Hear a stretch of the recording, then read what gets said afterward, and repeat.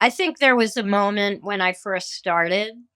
And again, I think I just want to make the point here that privilege, right, has so much to do with your experience as an older person and how you are able to age. And I think one of the things that happened to me this at the same time was that Joan Didion at 82 appeared in a Celine ad, and I appeared in a Valentino ad.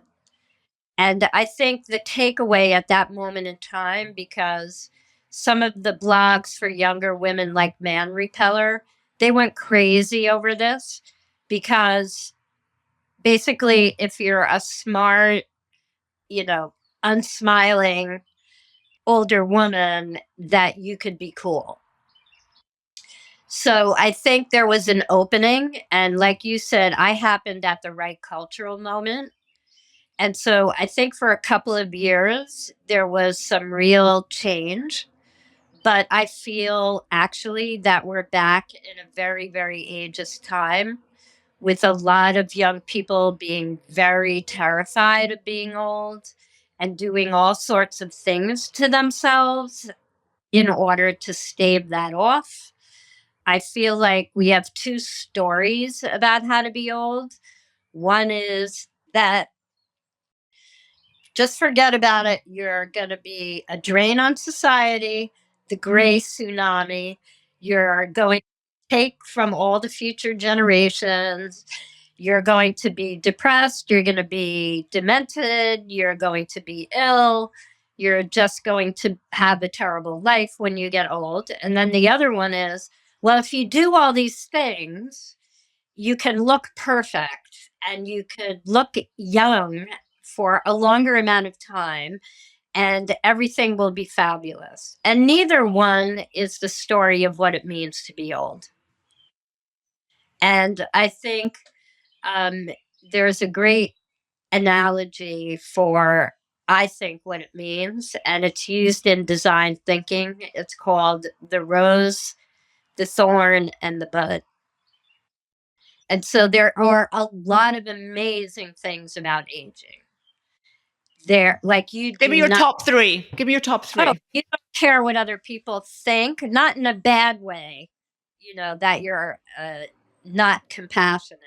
But really, when it comes to living your own life, you are the one who decides what that is going to be. You become very, for me, I have become very much centered in the present moment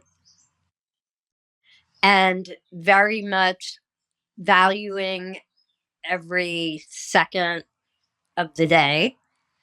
I think, again, for some of us, not all of us, we're in a situation where, for the first time in our life, after sort of making a lot of compromises as we were working, parenting, making our way, that we can do whatever the hell Yeah, we want. yeah, that's a big one.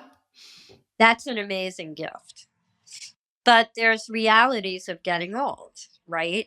You start to, you might have ringing in your ears, or you might have dry mouth, or you start leaking, or whatever. But there's so much possibility now with technology that can help us age in a dignified and active way. And one of the examples I use is I was approached by these two technology companies to work with them. And it was around technology related to falling. Because for older people, falling is a big risk and it can lead to a whole cascading bunch of problems. So one of them was this device that was like a watch, and it measured you over all these variables, and then it would send a message to your daughter or your whoever else that you were in danger of falling. And I was like, why would I want my daughter to get a message at work that I was about to fall? This It, it was not something that the other one, it looks like a Spanx, but it has technology in it that if it senses there's some muscle weakness, it pulls you up. God, that sounds good. I love the Yeah. fact that you're going into technology. You're a technologist now. You're a polymath, Lynn, and this is like another second curve. I love this. Well, I think, the technology can go either way, right? It can all be around, this is how we're going to take care of your medical needs, and here's a robot to make you not feel lonely, and here's this and that.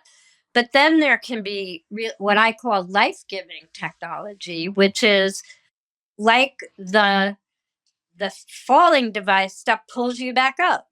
So I could still put on a beautiful dress and go to a party and not worry, as many older people do, that I'm going to trip on a carpet or trip on a stair, and it just, no one knows. It's not like a lot of devices for older people where it's so evident. Yeah, I which is mean, my also mother, stigmatic as well, right? right. My own mother, we wanted her to wear one of those little alarm things. And she just, every time we went to visit her, it was hanging on the bedpost. Oh my God, my father was the same. It was so annoying. He would never wear it. He's like, it doesn't go with my suit or my jacket because he always wore a That's, jacket, you know? and also, it's like, why do we want to announce, right, that we're not completely and totally independent? Because that's what your big worry is, right? So I think Absolutely. technology that supports independence for older people is where we should be investing.